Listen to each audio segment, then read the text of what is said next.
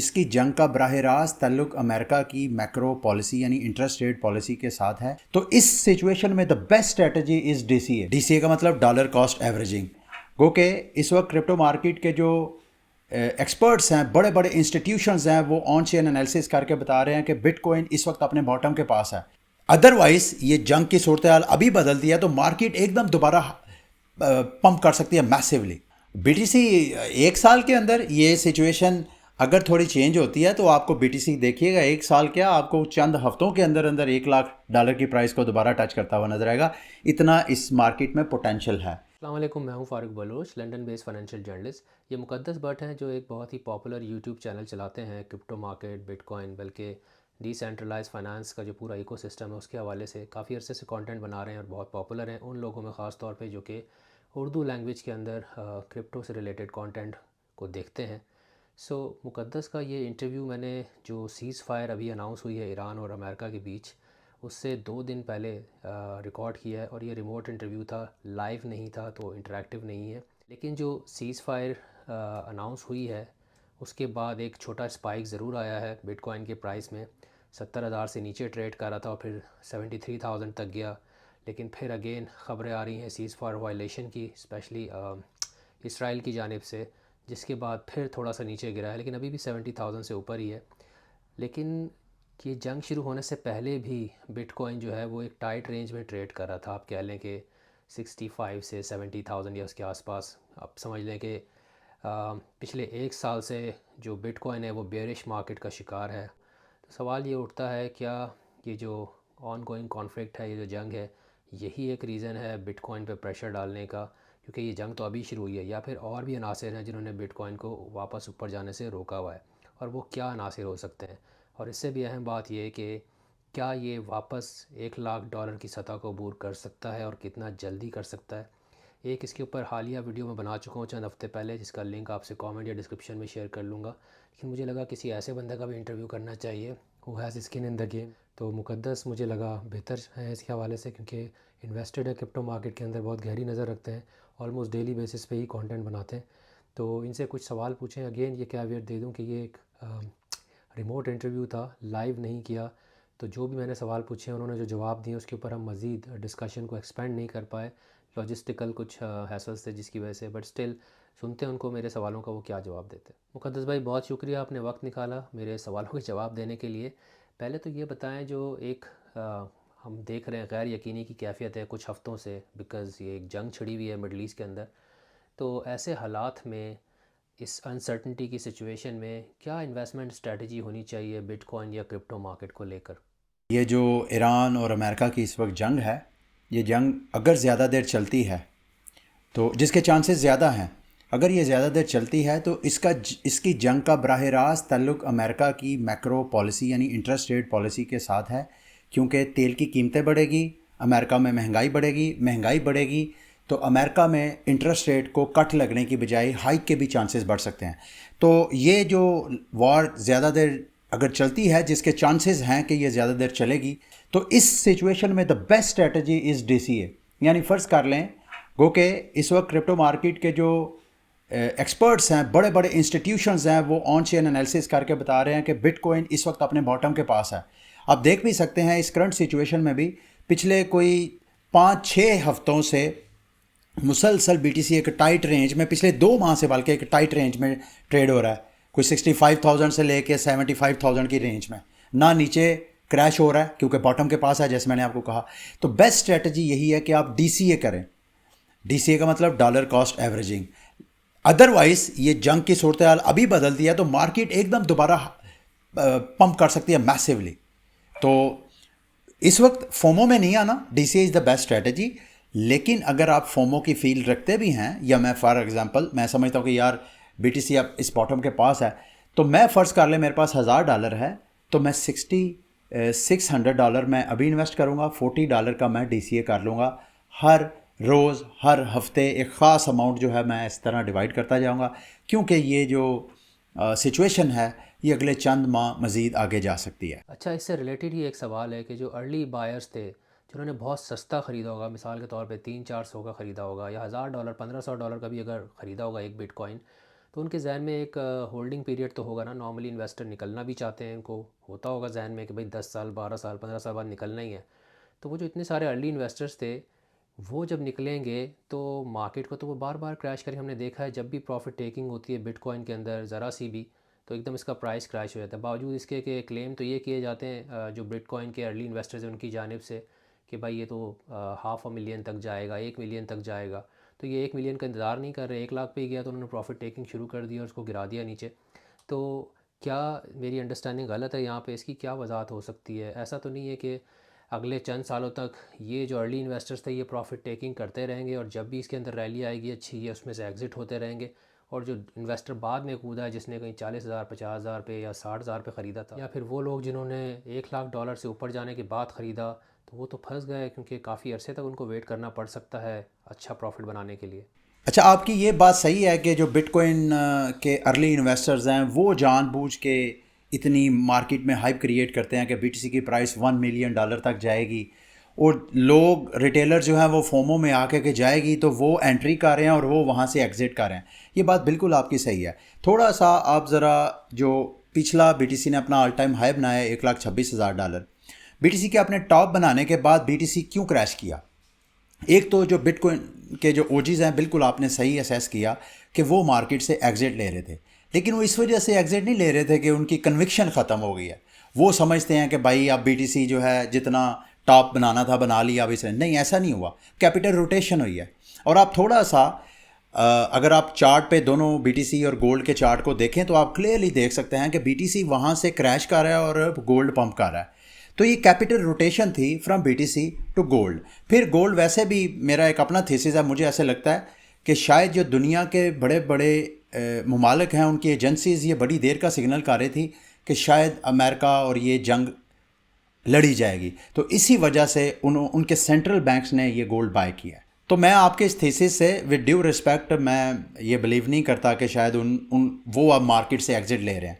उन्होंने capital rotation ज़रूर की है, उन्होंने प्रॉफिट टेकिंग ज़रूर की है। और आप ये भी तो देखें ना, जब कभी भी कोई भी आप सरमायाकारी, आप तो माशाल्लाह स्टॉक मार्केट वगैरह को कवर करते हैं, आपको पता है कि जब कोई भी कंपनी इस्टेब्लिश होती है तो स्टॉक में जो कंपनी के अर्ली इन्वेस्टर्स होते हैं वो हमेशा प्रॉफिट टेकिंग करते हैं। जब कंपनी की एक हाइप बनती है स्टॉक में, उसकी प्राइसेस कई गुना जाती हैं, तो जो सबसे अर्ली इन्वेस्टर होते हैं वो प्रॉफिट टेकिंग करते हैं। इसका ये मतलब नहीं कि आप उस कंपनी के शेयर्स के ऊपर एतमाद ख़त्म हो गया, बल्कि वो इसको एक अपॉर्चुनिटी समझ के अपने पोर्टफोलियो को डाइवर्सीफाई करते हैं। तो इसको आप डाइवर्सिफिकेशन समझे, ये ना समझे कि उनका कोई कमिटमेंट उन्होंने बिटकॉइन के साथ या ये जो साइबर पंक की जो फिलॉसफी है उससे उन्होंने एग्जिट ले लिया, ऐसा नहीं है। ये मेरी एटलीस्ट ये सोच है। बिटकॉइन के जो प्रोपोनेंट्स हैं, जो हिमायती हैं, उनकी तरफ से एक ये भी बात आती है कि ये डिजिटल गोल्ड है। स्पेशली जब लॉन्च हुआ था तो यही बातें क्या कि उसको पंप किया गया था, लेकिन ये थ्योरी तो बार बार फेल हुई है। क्योंकि अगर आप नोट करें तो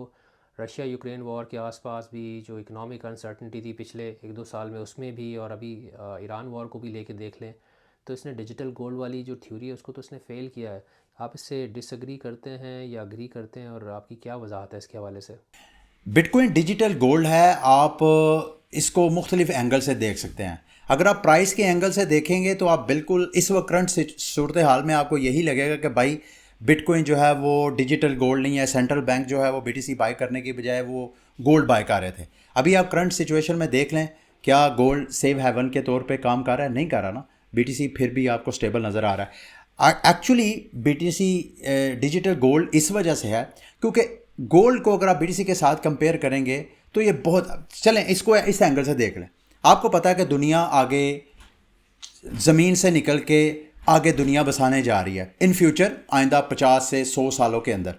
तो उस वक्त क्या गोल्ड पॉसिबल होगा यहाँ से उस दुनिया में लेके जाना? तो वहाँ पे क्या काम आएगा? बिटकॉइन या बिटकॉइन जैसी कोई एसेट, कोई टेक्नोलॉजी? तो ये और भी बहुत से एंगल्स हैं इसको देखने के लिए। मिसाल के तौर पे अभी भी अगर आप यहाँ से मूव होकर कहीं और जाना चाहते हैं तो गोल्ड आप नहीं लेके जा सकते, बीटीसी आप लेके जा सकते हैं। यही वजह है कि आपको इंस्टीट्यूशंस जो हैं वो सरमायाकारी करते नज़र आ रहे हैं इस वक्त। इसी तरह एक और दावा जो बिटकॉइन को लेकर किया जाता था वो ये था कि ये वॉल स्ट्रीट से कंट्रोल लेकर और रिटेल इन्वेस्टर के, एक आम आदमी के हाथ में दे देगा। लेकिन अगर आप रीसेंट रिपोर्ट्स पढ़ें प्रेस की, तो जो एलिगेशंस है जेन स्ट्रीट के ऊपर कि उसने मार्केट को मैनिपुलेट किया है, इससे तो यही साबित होता है कि ये भी दूसरे एसेट्स की तरह ही है जिसको मैनिपुलेट किया जा सकता है। आपने जैन स्टेट की बात की। जैन स्टेट सिर्फ बिटकॉइन को की मार्केट को मैनिपुलेट नहीं कर रहा। अगर आप थोड़ा सा स्टडी करें आपको पता चलेगा सिल्वर के ऊपर भी one of the largest ETF holder हैं जैन स्टेट सिल्वर के। वो सिल्वर की मार्केट को भी मैनिपुलेट कर रहे हैं, वो गोल्ड की मार्केट को भी कर रहे हैं, वो स्टॉक्स मार्केट को भी कर रहे हैं। इंडिया के ऊपर उनके ऊपर इल्ज़ाम है। तो बिटकॉइन चूँकि अब ड्रिवन बाय इंस्टीट्यूशन है, जैसे मैंने आपको पहले कहा, तो उसमें ओपन मार्केट है। कोई बंदा भी आके मार्केट को अगर उसके पास स्ट्रैटेजी है तो उसको मैनिपुलेट कर सकता है। मैनिपुलेशन से उसी तरीके से बचा जा सकता है अगर जो रेगुलेशंस हैं सिक्योरिटी एंड एक्सचेंज कमीशन किसी भी मुल्क की, वो जितनी ज़्यादा टाइट होगी, रूल्स जितने ज़्यादा ट्रेडिंग के, ये बिटकॉइन में फॉल्ट नहीं है। याद रखिएगा, ये स्ट्रेटजी बिटकॉइन टेक्नोलॉजी में फॉल्ट नहीं है, उसके ऊपर जो ट्रेडिंग हो रही है उसके ऊपर फॉल्ट है। तो ओपन मार्केट है, कोई बंदा भी मार्केट में अगर कोई स्ट्रेटजी लाता है उसको आप मैनिपुलेशन कह लें, पंप और डंप्स, जो मर्जी कह लें, तो इसमें बिटकॉइन का कोई फॉल्ट नहीं मैं समझता। इस वक्त मार्केट आउटलुक कैसा है? अगले 6 महीने या साल की बात कर लें तो बिटकॉइन को लेके आपको क्या रिस्क्स नज़र आ रहे हैं, क्या अपॉर्चुनिटीज़ नज़र आ रही हैं? ये भी बताएं कि क्या ये 1 लाख पे दोबारा जा सकता है और कितने टाइम में जा सकता है, और क्या अनासिर होंगे जो इसको वापस ऊपर लेके जाएंगे? बीटीसी 1 साल के अंदर ये सिचुएशन अगर थोड़ी चेंज होती है तो आपको बीटीसी देखिएगा 1 साल क्या, आपको चंद हफ्तों के अंदर अंदर $1 लाख की प्राइस को दोबारा टच करता हुआ नजर आएगा। इतना इस मार्केट में पोटेंशियल है। लेकिन अगर सिचुएशन बेहतर नहीं होती है तो फिर $1 लाख 1 साल क्या, जब तक ये अमेरिका की इंटरेस्ट रेट पॉलिसी है, जब तक मार्केट के फंडामेंटल्स दोबारा चेंज नहीं होते, क्योंकि इस वक्त ड्राइविंग सीट के ऊपर अमेरिकी इंस्टीट्यूशंस हैं बिटकॉइन के।